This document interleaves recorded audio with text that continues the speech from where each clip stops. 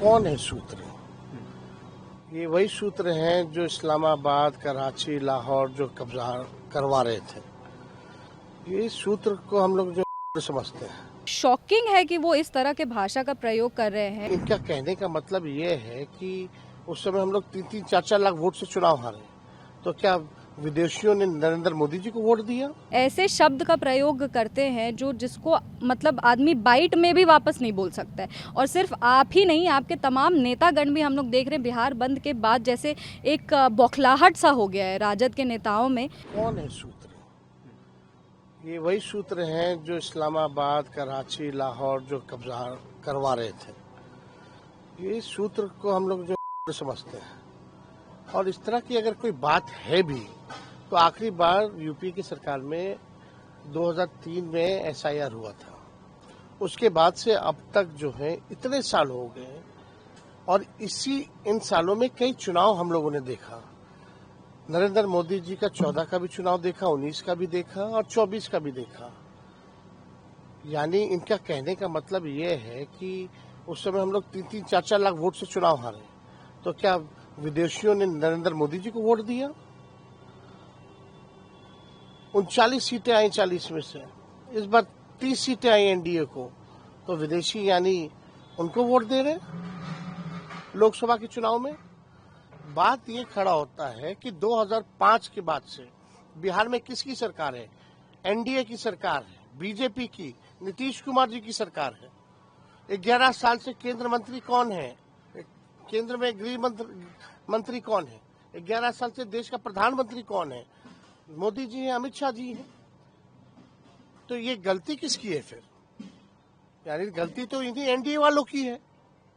अगर किसी को अगर मिला भी है नागरिकता या वोटर लिस्ट में अगर नाम भी अगर जुड़ा है तो ये इनकी सरकार रिस्पॉन्सिबल है, नीतीश कुमार और मोदी जी रिस्पॉन्सिबल है, क्योंकि 20 साल से बिहार में सरकार इनकी है, 11 साल से केंद्र में इनकी सरकार है। और ये जितने चुनाव जीत करके ये लोग गए, सरकार बनाए, तो यानी सब फर्जी है। यानी ये कहना क्या चाह रहे हैं? नेपाल की जहां तक बात है, आप जानते हैं बिहार का रोटी और बेटी का संबंध रहा है। बिहार पुलिस में, बिहार मिलिट्री पुलिस में गोरखा लोग हैं, नेपाली लोग हैं। आर्मी में नेपाली लोग हैं, भारतीय सेना में नेपाली लोग हैं। वहां जाकर के नेपाल में आप प्रचार करते आइए बहाली हो रहा है, आइए हमारे सेना में जुड़िए। ये देखिए, असल में सुप्रीम कोर्ट ने जब से मामले को संज्ञान में लिया है और जब से इलेक्शन कमीशन को सलाह दी है, तब से इनके हाथ पैर फूले हुए हैं। क्यों नहीं मिस्टर ज्ञानेश कुमार जो है आगे आकर के सारी बातों को रखते हैं? अभी कहेंगे कि फलना, अभी ग्राउंड बनाने की बात की जा रही है, फिर बोलेंगे इनके पास कुछ कहने के लिए है नहीं सुप्रीम कोर्ट में कि फर्जी वोटर्स है, फर्जी वोटर्स है। शॉकिंग है कि वो इस तरह के भाषा का प्रयोग कर रहे हैं। हमेशा जो आप राजनीति में जब आ जाते हैं तो इतना तो हमसे ज़्यादा लंबे समय से है, तो इतनी तो जानकारी उनको होनी ही चाहिए कि राजनीति में किस भाषा का उपयोग करना चाहिए। और जो भी हमारे तमाम बड़े बुजुर्ग हैं या हमसे उम्र में बड़े हैं या हमारे युवा साथी हैं, वो सारा हम लोग का बात सुनते हैं। हम लोग जनप्रतिनिधि हैं, हम लोग बिहार को रिप्रेजेंट करते हैं, हम लोग बिहार के बारे में बात करते हैं, बिहार के बच्चे हैं।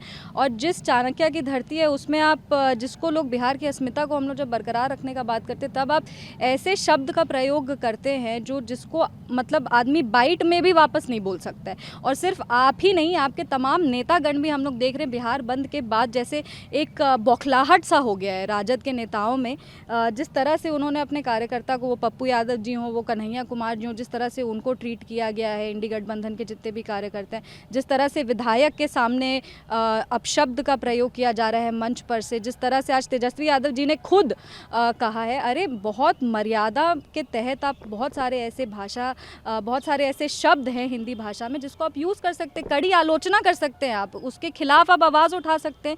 इतने सारे शब्द हैं, लेकिन तब भी आप ये ऐसे शब्दों को यूज़ करते हैं मतलब हम लोग सब के लिए अपमानजनक है। आप सब ने हर बिहार युवा नेता का आज सर शर्म से झुका दिया है।